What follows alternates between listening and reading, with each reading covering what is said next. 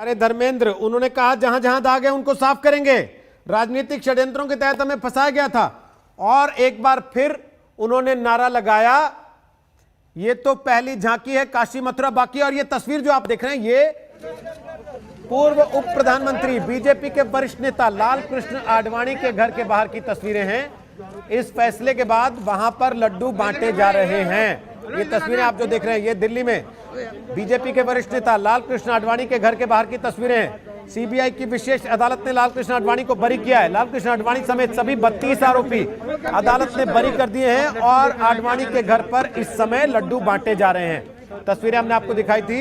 Lal Krishna Advani India today पर फैसला सुनने का इंतजार कर रहे थे, टीवी देखते हुए। इंडिया टुडे टीवी देख रहे थे, मुरली मनोहर जोशी आज तक देख रहे थे, क्योंकि हर कोई ये जानता है कि खबर सिर्फ आज तक पर है और अफवाह के लिए आप कोई भी देख सकते हैं। वो तस्वीरें भी हम आपको दिखा रहे हैं। और दूसरी तरफ वो तस्वीर, अब जब फैसला आ चुका है, लाल कृष्ण आडवाणी के घर पर मिठाई बांटी जा रही है, बाकायदे लड्डू खिलाए जा रहे हैं। अयोध्या की भी तस्वीरें हम आपको दिखा रहे हैं, जहां साधु संत मिठाई बांट रहे हैं।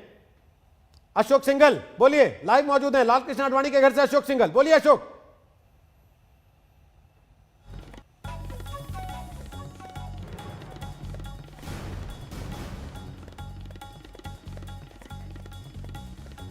तो तस्वीरें हम आपको दिखा रहे हैं इस समय बीजेपी के वरिष्ठ नेता लाल कृष्ण आडवाणी के घर के अंदर की, जब वो टीवी पर फैसले का इंतजार कर रहे थे और वीडियो कॉन्फ्रेंसिंग के जरिए सुनवाई की प्रक्रिया का हिस्सा बन रहे थे। और उसके बाद की तस्वीरें हैं जब लाल कृष्ण आडवाणी के घर पर मिठाई बांटी गई है बाकायदे। आज के इस फैसले के बाद 28 साल इंतजार चला, 28 साल से यह केस चल रहा था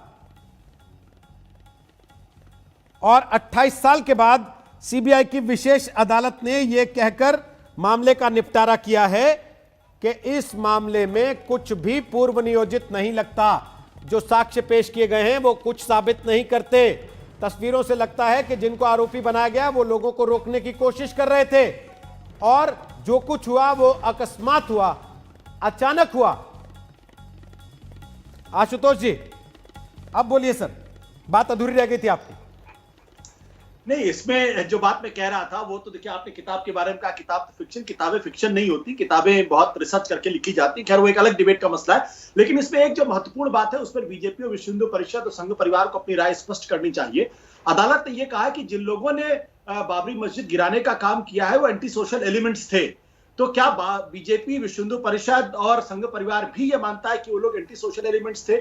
और अगर ऐसा था तो फिर उनके खिलाफ कार्रवाई की मांग क्या वो करेंगे या नहीं करेंगे? मेरा अपना मानना यह है कि जिस तरीके से तभी सभी लोगों की बातचीत अभी मैं सुन रहा था, ये वो सभी लोग थे जो इसको मानने के लिए तैयार नहीं होंगे कि वो अराजक तत्व थे, क्योंकि इन तमाम कार सेवकों को, जिनका कभी कोई पता नहीं चला है, अलग अलग तरीके से इन सबों का सम्मान बाद में विश्व हिंदू परिषद और बीजेपी के लोगों ने किया था। सर वो तो ये भी कहेंगे, ये एक जो उनकी तरफ से कुछ लोग अभी भी कह रहे हैं कि मुलायम सिंह यादव पर हत्या का मुकदमा चलाया जाना चाहिए। अब नहीं, उसमें जो थोड़ी सी जो तकलीफ में परेशानी वाली बात जो ये है कि एक अब जो ये बात कहा जा रहा है कि मथुरा में भी और काशी में भी जाके हम उसको उस तमाम दाग को धोने का काम करेंगे, तो अगर ऐसा कोई इस तरीके की बातचीत शुरू होती तो मुझे लगता है कि फिर एक बार फिर उसी तरीके की स्थिति पैदा होगी और फिर वो देश के लिए कम से कम ठीक नहीं है। इस समय जब हम बात कर रहे हैं, मैं और आप, उस समय अदालत में आज दोपहर बाद की सुनवाई है मथुरा मामले में।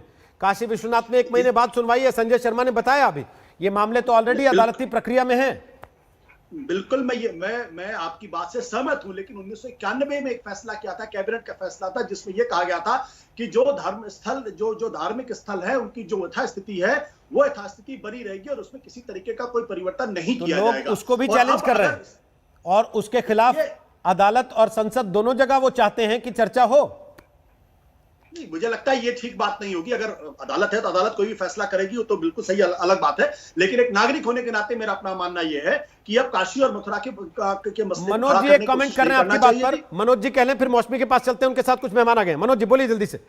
जी देखिए, पहली चीज तो अगर पार्लियामेंट कोई एक्ट बनाता है तो उस एक्ट को पार्लियामेंट बदल भी सकता है, तो वो अब मथुरा काशी का कोई फेरबदल नहीं होगी, ये बात तो कोई परमानेंट नहीं है। दूसरी बात यह कि जिस सिद्धांत पे अयोध्या का मंदिर बन रहा है, सिद्धांत तो मथुरा और काशी में वही है ना, कि मंदिर तोड़ के मस्जिद बनाई गई, तो अगर एक सिद्धांत पे सोमनाथ का मंदिर बन सकता है, अयोध्या का मंदिर बन सकता है, तो मथुरा और काशी का क्यों नहीं बनना चाहिए? अभी आशुतोष जी से आपकी बात पे जवाब लेता हूं, उसके पहले एक बार मौसमी के पास चल रहे हैं। मौसमी सिंह के साथ कुछ लोग वहां पर मौजूद हैं जो अदालत की प्रक्रिया का हिस्सा थे, अंदर मौजूद थे।